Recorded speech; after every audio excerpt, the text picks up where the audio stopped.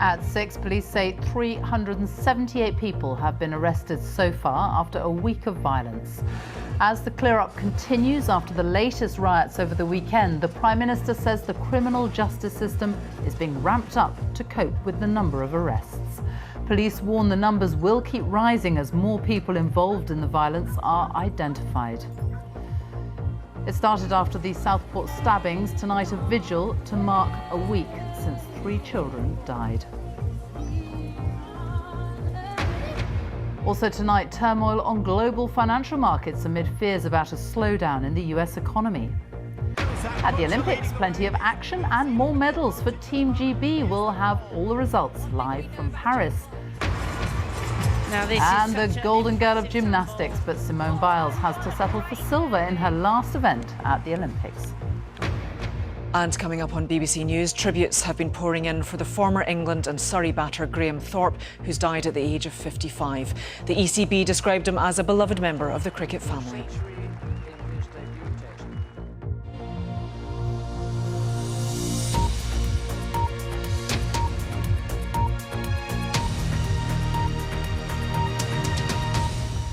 Good evening and welcome to the BBC News at 6. Sir Keir Starmer says the government is ramping up the criminal justice system to deal with the numbers charged with being involved in riots over the weekend, with some already appearing in court today. Police say 378 arrests have been made since the violence started last week, and they expect that total to rise every day as more are identified. The Prime Minister also announced what he called a standing army of specialist police officers to tackle violent protests.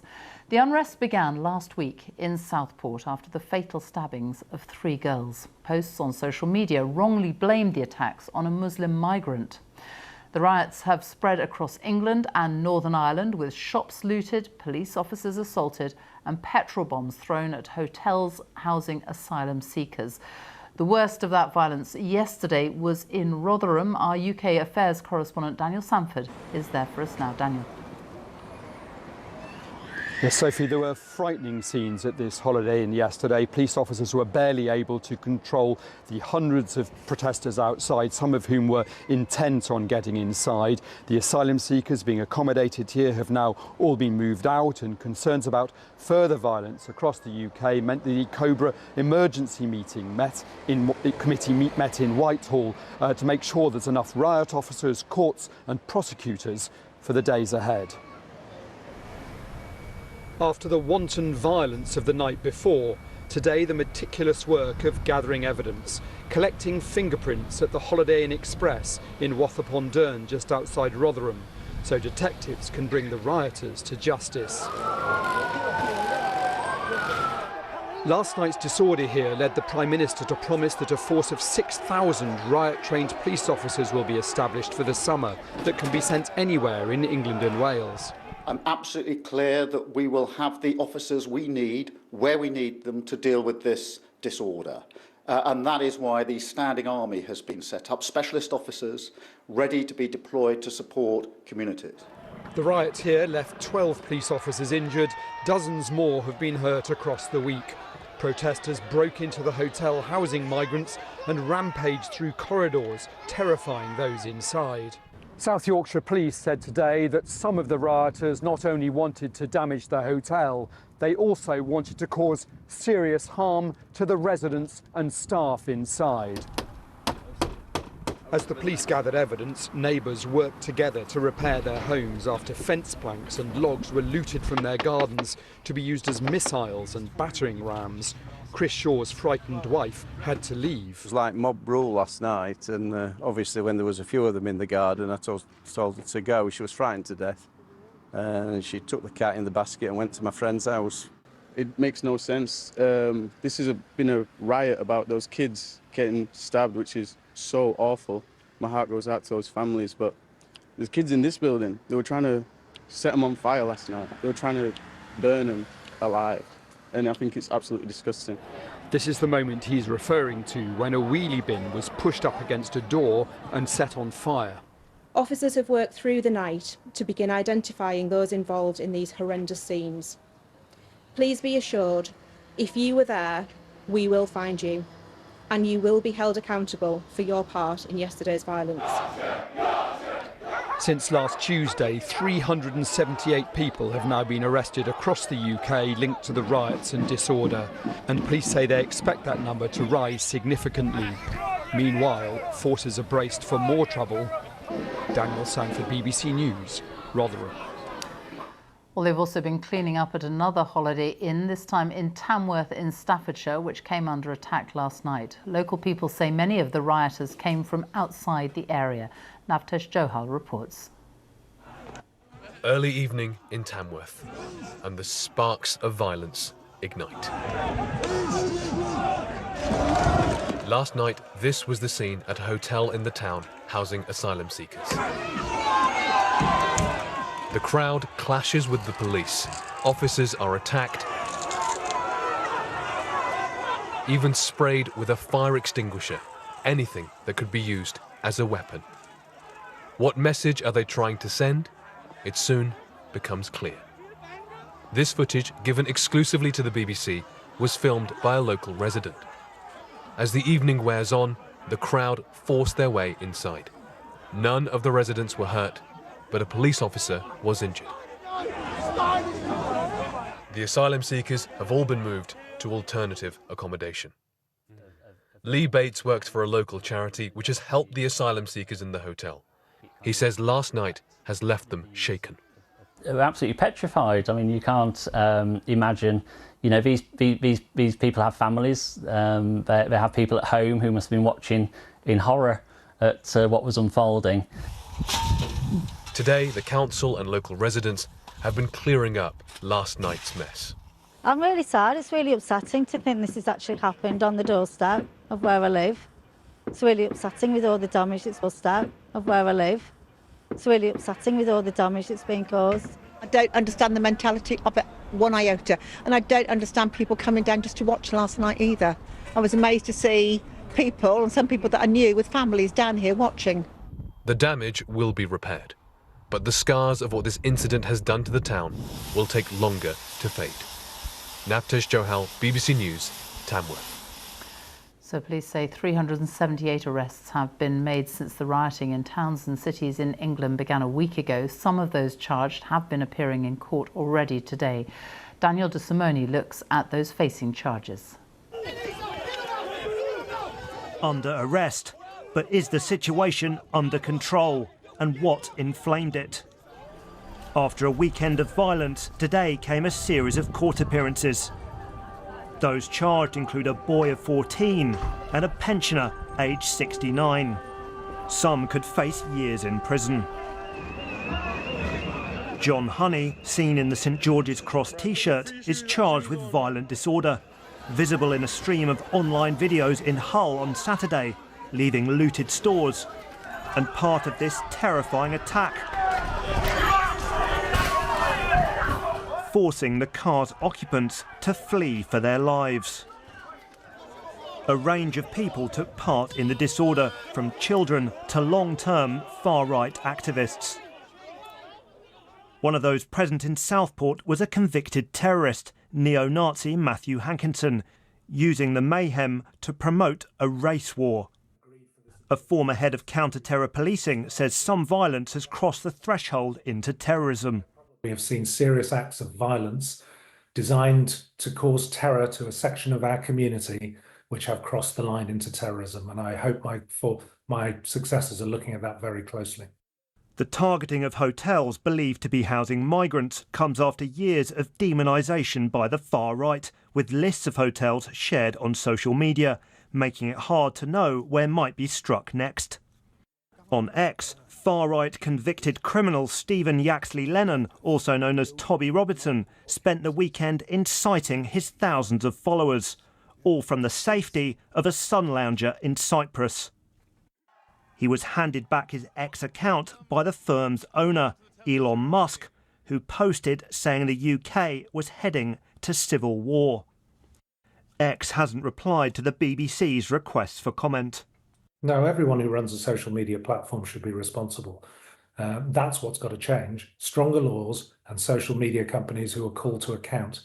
And if they are not willing to exercise corporate social responsibility, they should be legislated against, or we should be appealing to their advertisers to cut their funding. Partly because of social media, police fear this wave of violence is far from over. Daniel DeSimone, BBC News. Our political correspondent Ben Wright is in Westminster. And Ben, tell us more about what the Prime Minister was saying today, how the government can tackle this violence. Well, Sophie, no government wants to see violence and mayhem on the streets, and this is a big early test for the new Prime Minister. Now, after chairing a meeting of the government's Emergency Response Committee, COBRA, this morning, the Prime Minister said, as we heard, that there would be a standing army, that's what he called it, of police officers specially trained, ready to help tackle these rioters. And he said the criminal justice system was ready to charge and sentence people as quickly as possible, named and shamed, whether they were rioting on the streets or inciting violence online. I think a trickier question for the government is how to get social media companies to bear down on disinformation and other material that has clearly fueled some of this unrest. And ministers have been meeting with big tech bosses here in Whitehall this afternoon. Now, today, the Prime Minister was emphatic about what we're seeing. He said this is not protest, this is pure violence. And I think that view is very widely shared here at Westminster. The Shadow Home Secretary James Cleverly said it was very important to make a clear distinction between what he called violent extremism on the streets and any wider discussion about immigration and asylum issues. Now, in Belfast, the Northern Ireland Assembly is set to be recalled to discuss the violence that happened there on Saturday. Some MPs, a handful, have said that Westminster Parliament should do the same to discuss the violence, its causes and the response, but Sir Keir Starmer was clear today that that is not on the cards at the moment. Ben Wright with the latest there from Westminster. Thank you. Well, a vigil is being held tonight in Southport on Merseyside for the 3 children who were stabbed to death a week ago today. 9-year-old Alice de Silva Ajar, 7-year-old Elsie Stankham and 6-year-old BB King were killed at a Taylor Swift-themed dance class. 8 other children and 2 adults were also injured. Fiona Trott reports. In dark times, a place of light and colour, where families in Southport show their support. It means so much to the family of Leanne Lucas, who was running the class that day and tried to protect the children. I think it's amazing, wonderful to see. Puts a smile on my face every day. Gives you strength, does it? Most definitely, yeah. Yeah, most definitely. What would you say to people in Southport? What would you say to them? Thank you. Thank you. I'll hold my hands up to every one of you. Thank you. It's heartwarming. It's just so nice to actually see. But as well as thanks, there are feelings of anger at the violence seen on the streets. Disgusted. Highly disgusted. Some of the people there, I even knew some of the people there. It's pathetic. You knew some of the people that were out Yeah, well, some of the pictures I've seen, yeah. What would you say to them if they were here? Just stop it. Just stop it. It's pathetic. It's like school. It's like schoolyard, having a fight in the schoolyard with some kids. It just doesn't need to happen. Jan and daughter Ellie were also here today. As party organisers, they knew victims and helped make the happiest moments of their lives. When we were at the vigil, a lot of the team were scouring the crowd and looking out for children. Yeah. And being like, oh, she's there, she's okay. Yeah. She's there, she's okay. And that is something that we I never, ever thought I would do. Yeah, as soon as you wake up, you're checking the news, you're checking Facebook, you're checking, is there any other names come out?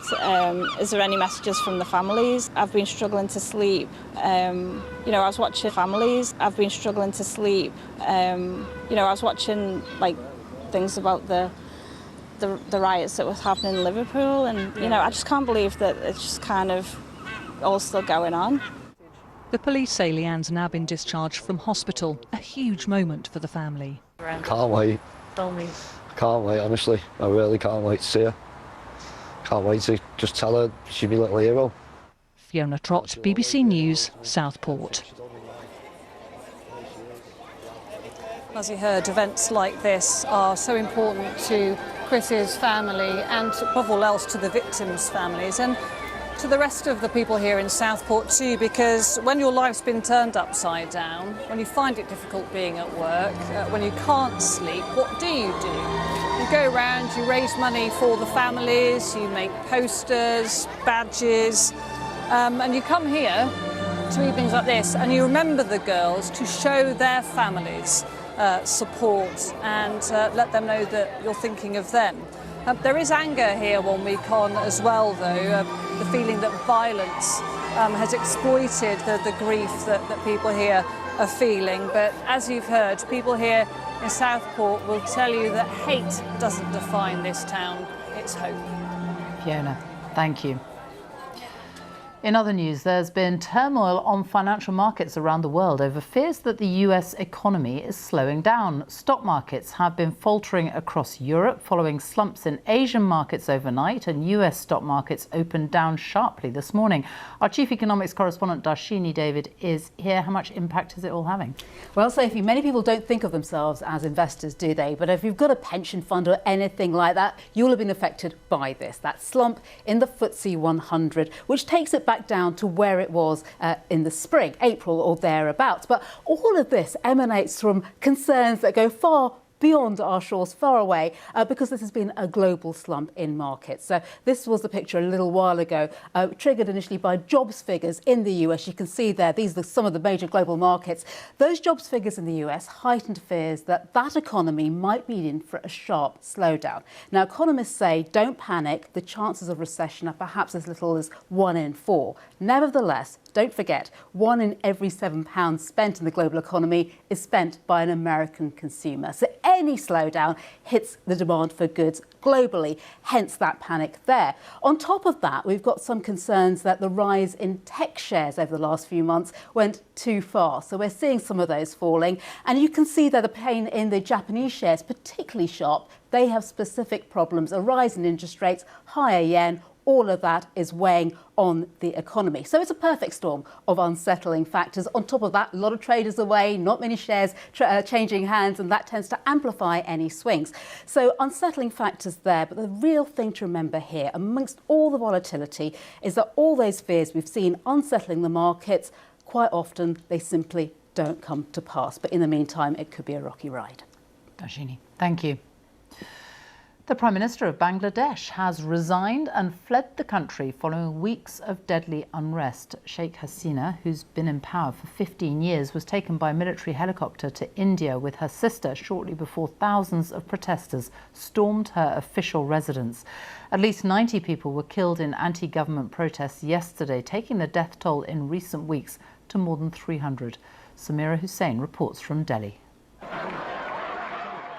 Demanding justice, they came by the thousands, calling for Sheikh Hasina to leave. And today, the protesters got what they wanted.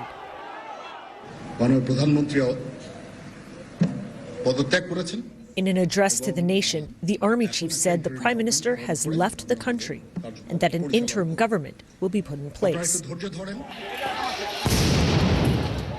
For weeks, the country has been mired in violence, a swift and deadly crackdown on anti-government protests by police. Hundreds left dead, many more injured. Sheikh Hasina's tenure was marred by allegations of human rights violations, election rigging, the murder and jailing of political rivals. Jubilation now that her iron grip on Bangladesh has ended, but that quickly turned to vandalism. Huge crowds storming and looting her official residence. We lost our freedom of speech, we could not speak our mind, and today you can see everyone is out here. So I am here to celebrate this win, and we must believe and we must never forget that if you speak the truth, you should never fear. Despite pleading for calm, chaos remains. The autocratic leader may be gone, but Bangladesh's troubles are far from over. Samira Hussain, BBC News, Delhi. The time is very nearly 6:20, our top story this evening. As the clean-up continues, police say 378 people have been arrested so far after a week of violence. And a stumble on the beam for Simone Biles as she completes on her final day at these Olympic Games. Coming up on BBC News, one of Team GB's big hopes for a medal goes later. Keely Hodgkinson runs in the 800 metres final, hoping to turn her silver from Tokyo into a Parisian gold.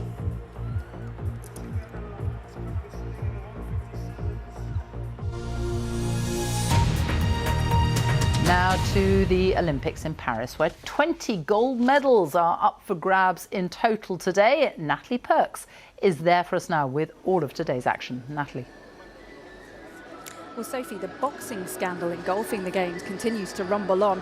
2 boxers are guaranteed medals despite being banned by the International Boxing Association last year for allegedly failing gender eligibility tests. The International Olympic Committee, which has cleared both of them to fight here, has questioned the validity of those tests. But today, at an at times frankly shambolic press conference, the IBA defended the tests, saying they showed both boxers shouldn't be fighting in the female category. Here's our sports editor, Dan Rowan.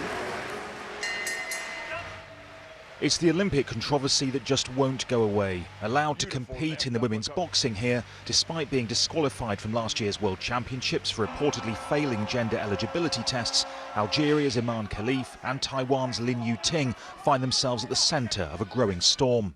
Today at a Sumty tests, Algeria's Iman Khalif and Taiwan's Lin Yuting find themselves at the centre of a growing storm. Today at a sometimes chaotic press conference, the IBA promised more details. Appearing via video link, its Russian president attacked the IOC, which has suspended the governing body and has questioned the validity of the tests in 2022 and 2023 that led to both fighters being banned. Both boxers were asked to take a further blood test. It demonstrated the chromosomes that we refer to within the technical competition rules that make both boxers ineligible. Whilst the IOC have had that information previously, they haven't done anything with it. The IBA claimed at the request of the boxers' respective National Olympic Committees no more details could be given, although its former medical chief had this to say about Khalif.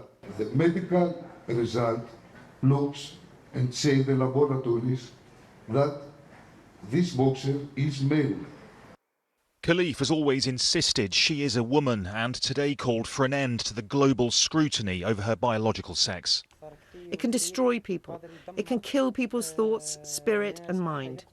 And it can divide people. And because of that, I ask them to refrain from bullying. The IOC, meanwhile, which is running the boxing competition here but has come under pressure to adopt stricter gender eligibility criteria, questioned the validity of the IBA's tests. I can't tell you if they were credible or not credible because the source from which they came was not credible and the basis for the questions was not credible. The IBA insists it's trying to protect women's sport, but the IOC suspended the Russian-led body in 2019 over governance and integrity issues, stripping it of its official status last year. What assurances can you give, and can you really be trusted as an organisation, given that trust is at the heart of this? There is no conspiracy theory. We don't have a conspiracy theory. That's not what it's about. I don't tell lies. There's no requirement for me to tell lies. This dispute has reignited debate over how sport should balance inclusion with fairness and safety in women's competition. And with both fighters 2 wins from a gold medal, the row could continue to overshadow the remainder of these games. Dan Rowan, BBC News, Paris. Now, Simone Biles, the most decorated gymnast in history, was bidding to win her 4th and 5th Olympic gold of these Games in the beam and floor final. In Tokyo, beam was the only final she fully competed in after pulling out with mental health issues. But, as our correspondent Katie Gornall now reports, things didn't quite go to plan today. It wasn't the perfect finish, but the smile was still as wide as the Seine. The ghosts of Tokyo banished in Paris. Hello, welcome to Bercy Arena. Simone Biles' fans came ready to party. The hero has dominated at these Games, now for the final chapter. It started with the beam, a piece of apparatus just 10 centimetres wide, with no room for error. Biles wasn't the only one to fall, but this mistake left her out of medal contention. Was she distracted by noise in the crowd? The focus soon turned to the floor. Well, Simone Biles really has raised the volume here at the Bercy Arena throughout these games. She's already won 3 gold medals. Can she sign off with one more? Her main rival for gold, yes, they realised she is human after all. Still, there were celebrations as her teammate Jordan Childs had her score upgraded to claim bronze. Gymnastics had saved its drama for the final day. A couple years ago, I didn't think I'd be back here at an Olympic Games, so competing and then walking away with 4 medals, I'm not mad about it. I'm pretty proud of myself. Who knows whether this will be the last time we see Simone Biles on the Olympic stage, but the world's greatest gymnast will leave here with added sparkle. Katie Gornall, BBC News, Paris. Well, let's have a look at the medal table now and see how Team GB are doing. Britain is currently in 6th place behind South Korea with 40 medals. That's 5 more than at this stage in Tokyo, but 1 fewer gold. There are chances to rectify that tonight in the cycling and here at the athletics. More of that later. But first, Britain's won a silver and 2 bronzes today in kayak, cross and mixed triathlon team relay, as Ben Croucher now reports. Welcome to the chaotic, crazy carambolage that can be kayak cross. Get from one end to the other, around and under gates, and don't worry about who gets in your way. Joe Clark won sprint gold back in Rio, but this event is all new for Paris. Silver was an impressive return. World champion Kimberly Woods, here in the blue bib, was challenging for gold, but at the top of your screen she got stuck at the very last gate and would take home a 2nd bronze of these games. I'm really proud of myself. I was present throughout every single run. The crowd were amazing. And then having to run down after Joe straight after and see him win a medal as well. So proud of myself, but also proud of the team. Who got the silver then? Well, the USA. Just. We came in here, wanted to give 100% and, do the country proud and, our sport proud and the people back home that have been supporting us. So I truly believe we've done that. And, I'm so proud of these guys. They put in 100% and what an amazing day. Yi's medal is his 4th in total, making him the sport's most decorated Olympian. If you prefer entry onto the track. And on a different track powered by her own 2 feet, Keely Hodgkinson will lead the charge in the 800 metres. Ben Croucher, BBC News. Well, as Ben says, that is the big final we're all looking forward to. Keely Hodgkinson is the World, Olympic and Commonwealth silver medalist. So near, yet so far this time, though, she comes in as the favourite. She's in the form of her life, having posted, she comes in as the favourite. She's in the form of her life, having posted the fastest time in the world this year. She said it would be life-changing to win here tonight. She's a big believer in manifestation. She says she has envisaged crossing that finishing line behind me millions of times. Her family and friends, they're already here, and you don't have to wait long to find out if she can get the better of the world champion Mary Mora of Kenya. That is at 8:45 your time. Just to mention also in the women's team sprint, the women's team there broke the world record in qualifying in the velodrome. So that final is in half an hour. Don't go anywhere. I won't. We won't. Natalie, thank you. Let's have a look at the weather now. Darren Bett.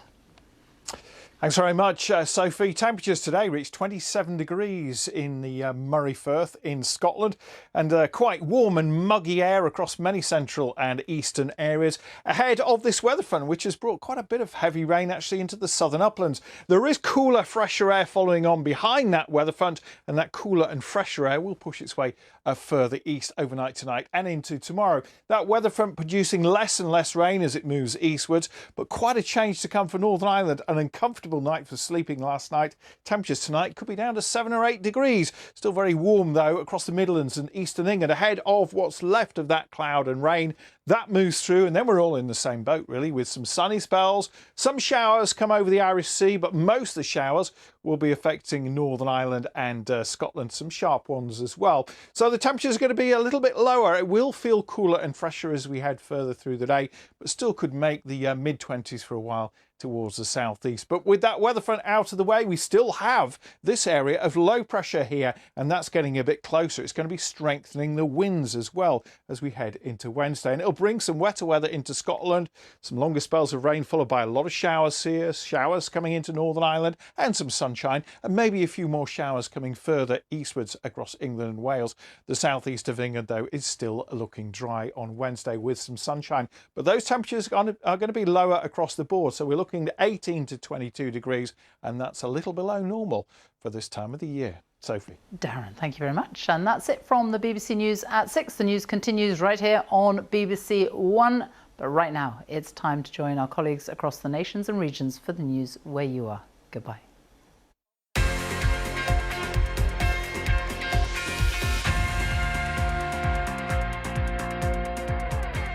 Hello and welcome to Sports Day. I'm Jane Dougal. The golden girl of gymnastics, but Simone Biles slipped up on the floor, coming uncharacteristically second. No golds for Team GB either today, but there was a dramatic bronze in the mixed team relay triathlon, plus 2 medals in the men's and women's kayak cross finals. We'll talk you through them shortly. And it's another big night here at the Stade de France as Keely Hodgkinson goes for gold in the women's 800-metre final. Also coming up on Sports Day, tributes have been pouring in for the former England and Surrey cricketer Graham Thorpe, who's died at the age of 55. In Australia, he was good. In West Indies, he was good. At home, he was good. In Sri Lanka, he was good. So I think he's got, he covered the bases.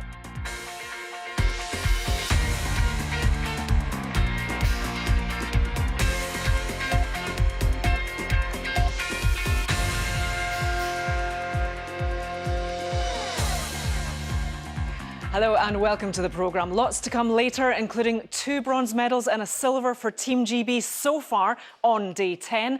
But before that, everything the women.